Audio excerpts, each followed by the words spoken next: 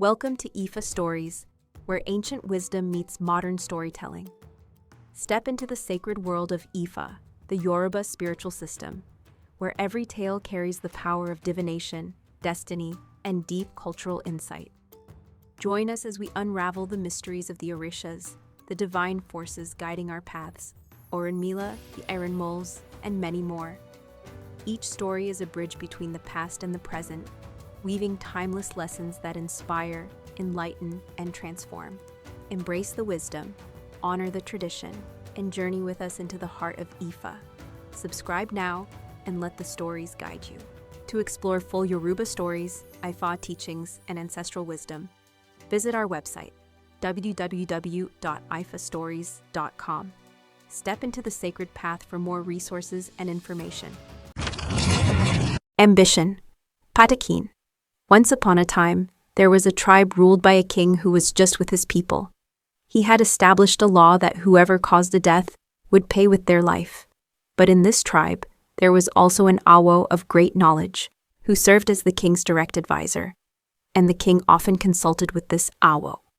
Also in that tribe, there was a man who always desired more than what Olófin had allowed him. This individual was a merchant, but in order to maintain his wealth, he didn't care how he made his profit. His ambition was so great that he boasted of trading not only within his own tribe, but also with neighboring tribes.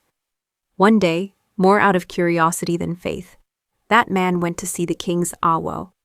Upon consulting him, the awo saw this Ifa and said, "You are a man insatiable for riches, and your way of being could lead to your downfall, for now it's not just about money, you aspire to be king.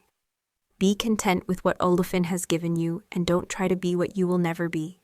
He added, "You must make a bow with akuko, chashara, agrilo grifo, eyele mehi, a piece of cowbone, asia funfun, gbogbo, eku, eya, awado, and opolopo awo." But the man did not believe him, nor did he carry out the abo. On the contrary, he mocked the awo. Some time later, that same man, driven by greed and thirst for power, began to plot a revolt in collusion with other individuals to overthrow the king and seize power, just as the awo had warned. But as all evil is not well regarded by Olófin, the awo performed osode for the king and told him that he must make ebo to avoid betrayal.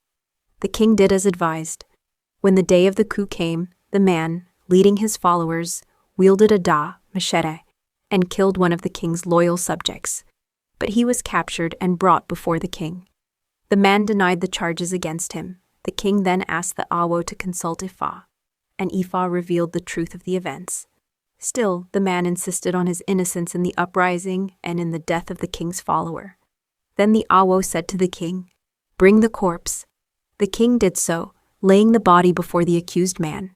The awo said, "This murder was committed upon one of our people, driven by our ambition.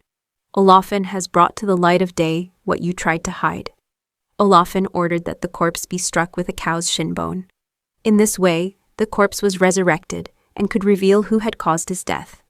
The resurrected man accused the merchant of being his killer, and so, the man paid for his insatiable ambition with his life.